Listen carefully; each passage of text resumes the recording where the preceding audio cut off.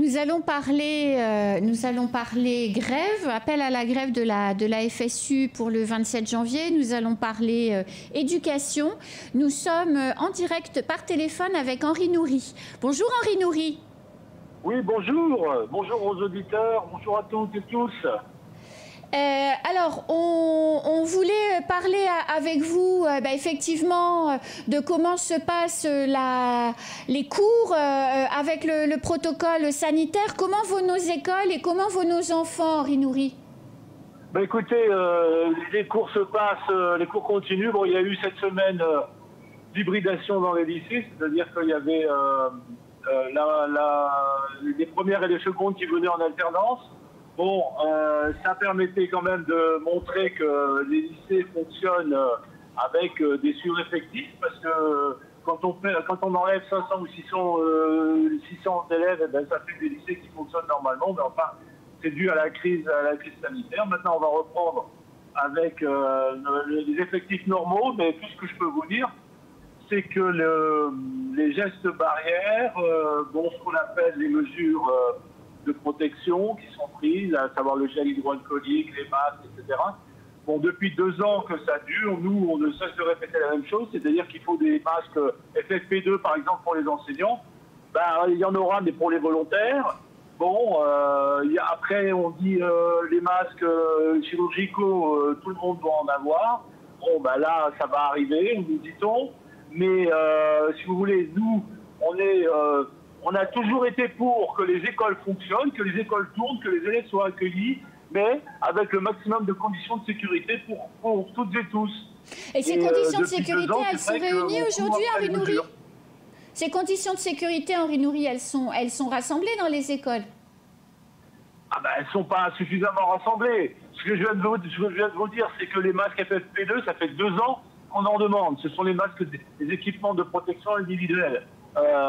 Dont devraient être équipés tous les enseignants. Bon, pour aujourd'hui, ce n'est pas le cas.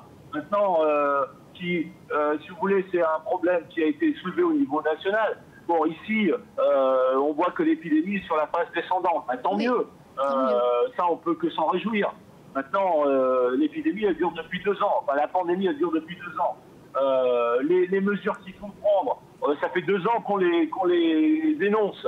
On dit qu'il faut des capteurs CO2. Bon, le recteur nous dit on va avoir 70% des établissements qui seront équipés. Très bien, mais avec combien de capteurs CO2? 2 ou 3 par établissement? Est-ce que vous croyez que 2 ou 3 capteurs CO2 par établissement, c'est suffisant pour contrôler toutes les salles de classe qui sont susceptibles ou qui ne sont pas insuffisamment aérées? La réponse est non. Bon, alors si vous voulez, ces mesures, cette situation, effectivement, dure depuis 2 ans. On sait ce qu'il faut faire, mais on a l'impression que ce n'est toujours pas fait. C'est ça le problème. L'année dernière, en 2021, début 2021, le recteur a annoncé la mise en place d'une feuille de route sociale et donc l'ouverture de négociations avec vous, les représentants syndicaux. On en est où de la mise en place, des négociations et de l'avancée sur cette feuille de route, Henri Noury? On n'a pas beaucoup avancé, si vous voulez, c'est un peu l'embouteillage, on va dire, pour dire la vitesse de circulation, elle est faible. On avance très lentement, beaucoup trop lentement, surtout par rapport à des mesures qu'on préconise depuis plusieurs années et qui restent toujours, non pas complètement rejetées cette fois-ci, mais à l'état oui, la porte n'est pas fermée, on continue à discuter. Mais la mesure n'est pas prise. Je prends l'exemple emblématique de la hausse de l'indexation pour l'amener au minimum au niveau de la Réunion, de l'île de la Réunion. Bon, cette mesure, ça fait à peu près 5 ans qu'on la préconise, c'est-à-dire, ça a commencé en 2017. Et puis, on en est toujours à dire, on y pensera, on doit voir ça en interministériel, c'est long, on rediscutera avec vous un peu plus tard. Bon, mais le problème, c'est qu'il y a des urgences. Mais il y a des avancées qui ont été faites. Je pense notamment à cette possibilité de pré-bloquer dans un partenariat avec la CIM, mis en place par le rectorat, ou qui est en train de se mettre en place avec le rectorat, de pré-bloquer des logements pour faciliter l'arrivée des enseignants. C'est une bonne chose, ça va dans le bon sens. Je savais que vous alliez me dire ça. C'est pour ça que vous aurez remarqué que je ne vous ai pas dit que nous étions au point mort. Je vous ai dit qu'on avançait très lentement, beaucoup trop lentement. Vous voyez? Donc cette mesure, évidemment, en soi, c'est pas une mauvaise chose. Mais ce que je dis, c'est qu'il faut renverser la table dans la situation dans laquelle on est. Et ça ne suffit absolument pas. Vous comprenez bien que si on veut arriver à ce qu'il y ait suffisamment de personnel face aux élèves, d'abord suffisamment d'agents face aux élèves et suffisamment d'agents dans le système éducatif en général, dans tous les métiers, eh bien il faudra un petit peu plus que ça. Pour le moment, on est dans une situation qui a été maintenue, si vous voulez. On a maintenu, par exemple, sur la proportion titulaire contractuelle, on est sur du 50-50 dans le second degré, mais on a maintenu la situation depuis 5 ou 6 ans. Mais on n'a pas réussi à renverser la tendance, on n'a pas renversé la courbe, vous voyez. Alors à partir de là, c'est parce que les mesures qu'il faudrait prendre, à savoir au niveau, par exemple, de la valorisation du service à Mayotte, les mesures indemnitaires qui permettraient de stabiliser les personnels et les personnels formés, eh bien ces mesures-là ne sont toujours pas prises. Et les personnels. Et donc, vous avez, chaque année, il y a des agents nouvellement recrutés, non formés, qui arrivent sur le territoire. Et tant mieux pour eux. Mais le système public d'éducation a besoin aussi de stabilité et de personnel suffisamment formé. Alors justement, et ça je pense, enfin vous m'aviez dit en tout cas que c'était une bonne mesure, le fait que les personnels justement recrutés, contractuels, qui sont les personnels de vie scolaire dans les établissements, puissent, quand ils sont bons, avoir des perspectives et des trajectoires de carrière qui se mettent en place au sein du rectorat, ça c'est plutôt une bonne nouvelle qui va dans le bon sens. On garde les bons, les formés et on les fait entrer dans la dynamique de l'emploi. C'est une bonne chose, ça, Henri Noury. Oui, c'est une bonne chose, bien sûr, mais il n'y en a pas assez. C'est tout le problème. La vie scolaire on sait très bien depuis le début de la crise, et même pas seulement à cause de la crise, parce qu'il y a le problème de la pandémie, mais il y a le problème des sureffectifs, de l'inadaptation des structures, des infrastructures au nombre d'élèves que l'on a. On sait très bien qu'on a besoin de beaucoup de personnel de vie scolaire, notamment pour faire respecter les gestes barrières, mais aussi pour gérer les élèves avec les difficultés qu'on connaît à Mayotte, les problèmes de violence, etc.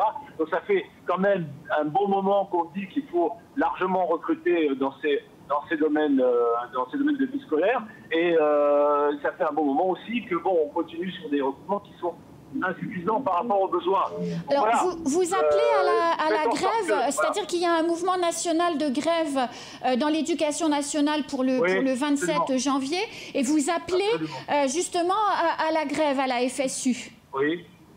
Quelles sont les revendications? Bien sûr, parce qu'à la FSU et dans une large intersyndicale que nous avons réunie, on appelle à la grève parce que, en effet, il y a un problème d'attractivité générale dans cette profession et qu'il y a insuffisamment un enseignant qui débute, il a un salaire qui est bien inférieur à ce qu'il pouvait avoir il y a une vingtaine d'années.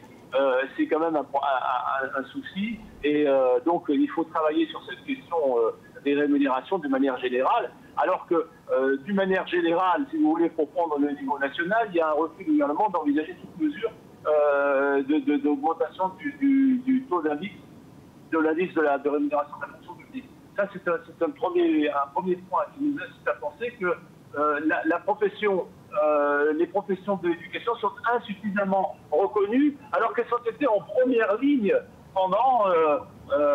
notamment pendant cette crise.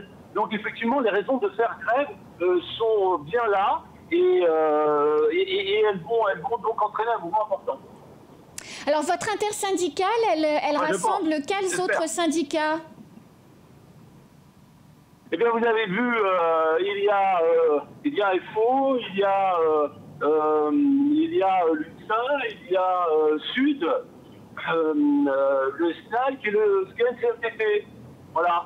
Vous attendez une mobilisation massive parce que vous appelez à un rendez-vous devant le rectorat, donc le 27 à 9h, si je ne me trompe pas.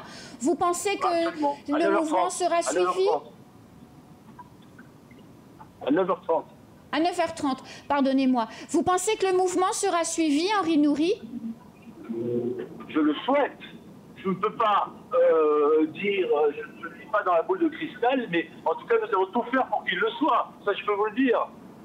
Alors, vous parlez dans votre document d'appel à la grève que le point central, ce sont les rémunérations. Vous venez encore de le rappeler. Absolument. Avec le salaire des jeunes recrues dans l'éducation nationale.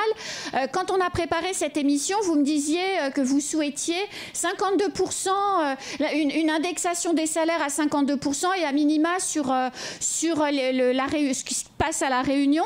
Est-ce que vous n'avez pas peur que ça crée une différence de rémunération entre le secteur privé et le secteur public à Mayotte et que ça amène du coup d'autres problèmes, Henri Noury? Écoutez, cette situation existe déjà. Il y a déjà ce problème. Il faut quand même savoir une chose, c'est qu'il faut savoir ce qu'on veut. Bon, le secteur public aujourd'hui à Mayotte, oui. À partir du moment où on est titulaire, où on est, disons, déjà expérimenté en matière d'enseignement, il est normal qu'il y ait une rémunération qui soit conséquente, parce que ça veut dire aussi une marque de considération et une prise en compte de la problématique de Mayotte, qui fait qu'aujourd'hui, on a de moins en moins de candidats pour enseigner à Mayotte. Parce que si vous n'aviez aucun problème à Mayotte, moi je veux bien, mais il se trouve que l'île connaît un certain nombre de difficultés qui ont été évoquées déjà à plusieurs reprises, oui. Pauvreté, violence, oui.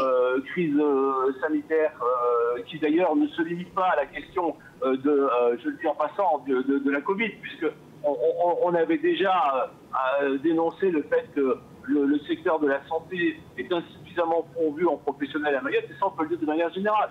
Donc il y a une situation où le service public en général à Mayotte souffre par manque d'agents, et donc tous les systèmes qui peuvent être mis en place, y compris d'incitation financière, doivent être envisagés si on veut. On voit bien l'importance du service public aujourd'hui. Oui. On ne cesse de le dire depuis 2 ans. Que ce soit la santé ou l'éducation, ce sont des services qui ont été en première ligne, les agents ont été ultra sollicités depuis 2 ans. On l'a dit et répété, les soignants, les enseignants qui ont dû, ouvrir les écoles, faire fonctionner le système dans une situation difficile. Il faut que la reconnaissance de ces agents ne se limite pas à simplement du verbal. Vous le comprendrez. Merci Henri Noury pour toutes ces informations. Rendez-vous donc à 9h30 le 27 janvier devant le rectorat à l'appel du mouvement de grève de l'intersyndicale. Tout de suite, la suite de nos programmes, c'est la fin de ce premier temps de parole.